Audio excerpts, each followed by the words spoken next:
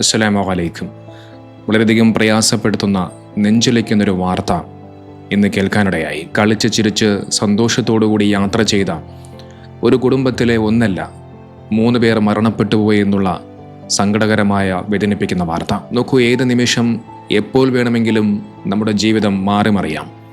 ഒരു സെക്കൻഡ് മതി, ഒരൊറ്റ സെക്കൻഡ് കൊണ്ട് എല്ലാം മാറിമറിയുകയാണ്. നമ്മുടെ കാലങ്ങളായിട്ടുള്ള നമ്മുടെ പ്രതീക്ഷകളും സ്വപ്നങ്ങളും എല്ലാം തകർന്ന് തരിപ്പണമായി മാറാൻ ഒരൊറ്റൊരു നിമിഷം മാത്രം മതി. നോക്കൂ, കഴിഞ്ഞ ദിവസം രാത്രിയിലാണ് മലപ്പുറത്ത് അത്തരത്തിലൊരു കുടുംബത്തിൻ്റെ എല്ലാ സ്വപ്നങ്ങളെയും പ്രതീക്ഷകളെയും എല്ലാം ഇല്ലാതാക്കിക്കൊണ്ടുള്ള ഒരു ദുരന്തമുണ്ടായത്. കഴിഞ്ഞ ദിവസം രാത്രി ഏകദേശം 11 മണിയോടുകൂടി മലപ്പുറം തേഞ്ഞിപ്പാലത്ത് ദേശീയപാത 66-ൽ കോഹിലിനൂറിന് സമീപം നടന്ന ആ അപകടത്തിൻ്റെ ദൃശ്യങ്ങളും വിവരങ്ങളും കണ്ടാൽ ശരിക്കും നെഞ്ചു തകർന്നു പോകും. അപകടത്തിൽ തകർന്നു തരിപ്പണമായി കിടക്കുന്ന ആ ഒരു കാറിൻ്റെ ചിത്രം, ആ കാറിൻ്റെ ചിത്രം കണ്ടു കഴിഞ്ഞാൽ മനസ്സിലാകും ആ അപകടത്തിൻ്റെ തീവ്രത, അതിൻ്റെ ആഘാതം എത്രത്തോളം വലുതായിരുന്നു എന്നുള്ളത്. നോക്കി, ഇവർ സഞ്ചരിച്ചിരുന്ന ഇന്നോവ കാർ റോഡിൻ്റെ വശത്ത് നിർത്തിയിട്ടിരുന്ന ഒരു ലോറിയുടെ പിൻവശത്തേക്ക് ഇടിച്ചു കയറുകയാണ്. ആ ഇടിയുടെ ആഘാതത്തിൽ ആ വാഹനത്തിലുണ്ടായിരുന്ന ദമ്പതികളടക്കം, ഭാര്യയും ഭർത്താവും അടക്കം 3 പേർ മരണപ്പെട്ടു പോവുകയാണ്. 40 വയസ്സ് പ്രായമുള്ള ഷാഫിർ എന്ന് പറയുന്ന സഹോദരൻ,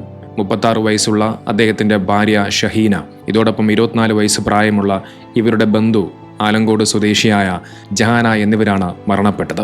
നോക്കി, ഈ അപകടത്തിൽ മരണപ്പെട്ടു പോയ ഷാഫിർ എന്ന് പറയുന്ന സഹോദരൻ ഒരു പ്രവാസിയായിരുന്നു. നീണ്ട നാളത്തെ പ്രവാസ ജീവിതത്തിന് ശേഷം കുടുംബത്തോടൊപ്പം കുറച്ചു ദിവസം ചെലവഴിക്കാൻ വേണ്ടി വെറും 2 ആഴ്ച മുമ്പാണ് ഇദ്ദേഹം നാട്ടിലേക്ക് എത്തിയത്. പ്രവാസികളെ സംബന്ധിച്ചിടത്തോളം ആ പ്രവാസ ലോകത്തു നിന്നും നാട്ടിലേക്ക് എത്തുമ്പോൾ അവരുടെ നാട്ടിലുള്ള ആദ്യ ദിവസങ്ങളെന്ന് പറയുന്നത് അതിന് സന്തോഷത്തിൻ്റെ ദിനങ്ങളായിരിക്കും. ഒരുപക്ഷെ ആ സന്തോഷത്തിൻ്റെ വേളയിലായിരിക്കാം അവരൊരു വിനോദയാത്ര പുറപ്പെടുന്നത്. നോക്കൂ, ഇവർ ഈ യാത്ര പോയത് ഒരു കാറിലല്ല, നേരെ മറിച്ച് 2 കാറുകളിലായിട്ടാണ്. ഒരു കാറിൽ ഈ മരണപ്പെട്ടു പോയ ഷഫീർ എന്ന് പറയുന്ന സഹോദരനും അദ്ദേഹത്തിൻ്റെ ഭാര്യയും ആ കുട്ടിയും, അതോടൊപ്പം മറ്റൊരു കാറിൽ ഇവരുടെ മറ്റു ബന്ധുക്കളും ഉണ്ടായിരുന്നു. കോഴിക്കോട് ബീച്ച് ഉൾപ്പെടെയുള്ള സ്ഥലങ്ങൾ കണ്ട് ചിരിച്ചും കളിച്ചും ഫോട്ടോകളെടുത്തും ഒരുപക്ഷെ ആ ദിവസം അവർ ആഘോഷമാക്കി മാറ്റിക്കാണും. എന്നാൽ ആ സന്തോഷങ്ങളെല്ലാം കോഴിക്കോട് ബീച്ചിൻ്റെ മണൽത്തരികളിൽ തീരുന്നതായിരുന്നു എന്ന് അവരാരും അറിഞ്ഞിരുന്നില്ല. അത്തരത്തിൽ ആ കോഴിക്കോടിൻ്റെ ആ ഒരു ബീച്ചിൻ്റെ കാഴ്ചകളെല്ലാം കണ്ട് അവർ രാത്രിയോടുകൂടി തിരിച്ച് നാട്ടിലേക്ക് മടങ്ങുകയായിരുന്നു. നമുക്ക് ഏകദേശം രാത്രി 11 മണിയോടുകൂടിയാണ് ഈ ഒരു അപകടം ഉണ്ടാകുന്നത്.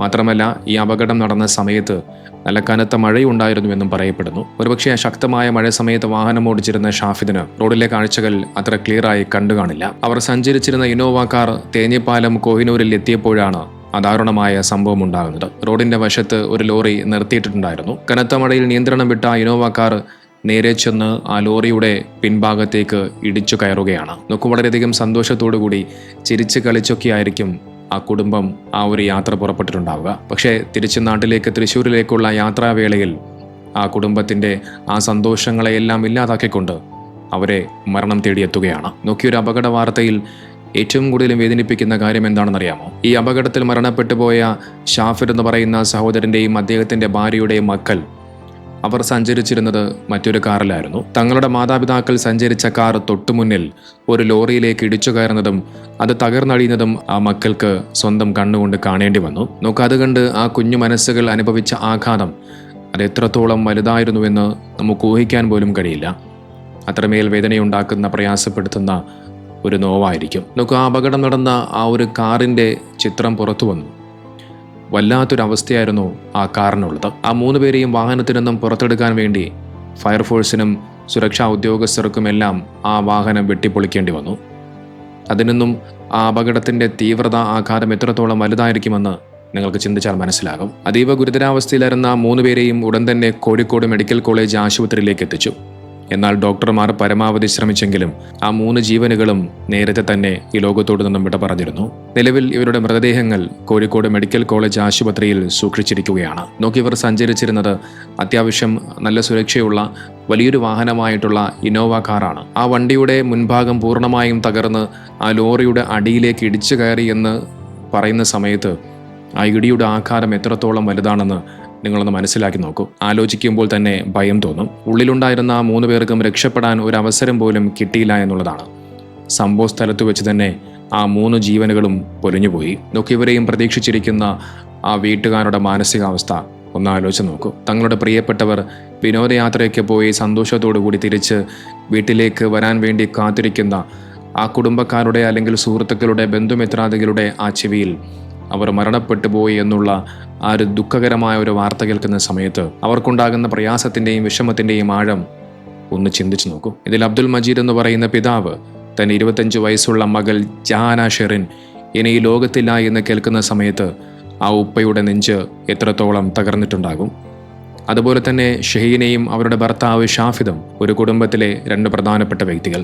അവർ ഒന്നിച്ച് മരണപ്പെട്ടു പോവുകയാണ്. നമുക്ക് മരണപ്പെട്ടവർക്ക് ഇനി തിരിച്ചു വരാൻ കഴിയില്ല, അവർ പോയി. പക്ഷെ അവരെ സ്നേഹിക്കുന്ന ഒരു കൂട്ടം മനുഷ്യർ അവരെയും കാത്ത് വീട്ടിലിരിപ്പുണ്ട്. ഒരു റോഡ് അപകടത്തിൽ ഒരു മനുഷ്യൻ മരണപ്പെട്ടു പോകുമ്പോൾ അവിടെ ഇല്ലാതായി പോകുന്നത് ആ മനുഷ്യൻ്റെ നഷ്ടം മാത്രമല്ല, നേരെ മറിച്ച് അവരുമായി ബന്ധപ്പെട്ടുകൊണ്ടുള്ള ഒരുപാട് മനുഷ്യരുടെ സ്വപ്നങ്ങളും പ്രതീക്ഷകളും കൂടിയാണ് ഇല്ലാതായി പോകുന്നത്. നമുക്ക് പലപ്പോഴും നമ്മൾ റോഡിൽ കാണിക്കുന്ന ചെറിയൊരു അശ്രദ്ധ, അല്ലെങ്കിൽ എനിക്കൊന്നും സംഭവിക്കില്ല എന്ന് വിചാരിക്കുന്ന ചില ആളുകളുടെ അമിതമായ ആത്മവിശ്വാസം, അത് പലപ്പോഴും പല ദുരന്തങ്ങൾക്കും വഴിവെക്കാറുണ്ട്. നമുക്ക് രാത്രിയും അതോടൊപ്പം പുലർച്ചെ സമയങ്ങളിൽ യാത്രകൾ പരമാവധി ഒഴിവാക്കുക.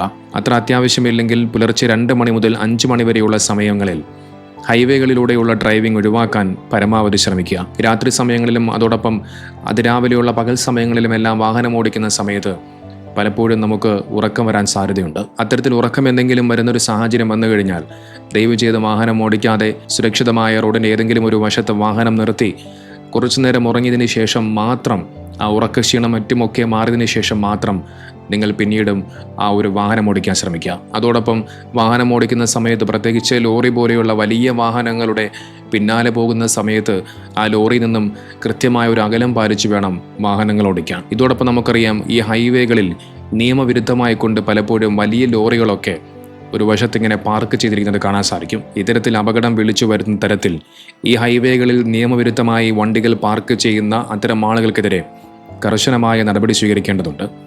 ഇത്തരം വണ്ടികൾ കണ്ടെത്തി വൻതുക പിഴ ഈടാക്കുകയും അവരെ അവിടെ നിന്ന് മാറ്റുകയും ചെയ്യാത്ത പക്ഷം ഇത്തരം അപകടങ്ങൾ ഒരുപക്ഷെ ഇനിയും തുടർന്നുകൊണ്ടേയിരിക്കും. ഇത്തരത്തിൽ പാർക്ക് ചെയ്തിരിക്കുന്ന വാഹനങ്ങളിൽ പലപ്പോഴും ഇൻഡിക്കേറ്ററുകളോ റിഫ്ലക്ടറുകളോ ഒന്നും തന്നെ ഉണ്ടാവുകയുമില്ല. ഇത് അപകട സാധ്യത വളരെയധികം വർദ്ധിപ്പിക്കുകയാണ്. അതുകൊണ്ട് ഇത്തരം കാര്യങ്ങൾ വളരെയധികം ശ്രദ്ധിക്കേണ്ടതുണ്ട്.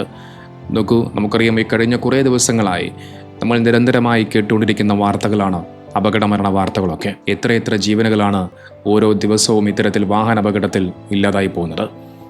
അതിൽ കൊച്ചു കുട്ടികൾ കൂടിയുണ്ട് എന്നുള്ളത് നമ്മെ വല്ലാതെ പ്രയാസപ്പെടുത്തുകയാണ്. അതുകൊണ്ട് ഈ വീഡിയോ കാണുന്ന എൻ്റെ പ്രിയപ്പെട്ട സഹോദരങ്ങളോട് പറയാനുള്ളത്, ദയവ് ചെയ്ത് റോഡുകളിൽ വാഹനം ഓടിക്കുന്ന സമയത്ത് വളരെയധികം സുരക്ഷിതമായി, വളരെയധികം നിയന്ത്രണത്തോടു കൂടി മാത്രം നിങ്ങൾ വാഹനം ഓടിക്കാൻ ശ്രമിക്കുക. നിങ്ങളുടെ വരവും കാത്ത് നിങ്ങളെയും പ്രതീക്ഷിച്ച് നിങ്ങളുടെ പ്രിയപ്പെട്ടവർ വീട്ടിലുണ്ട് എന്നുള്ള കാര്യം നിങ്ങൾ മറന്നു പോകരുത്.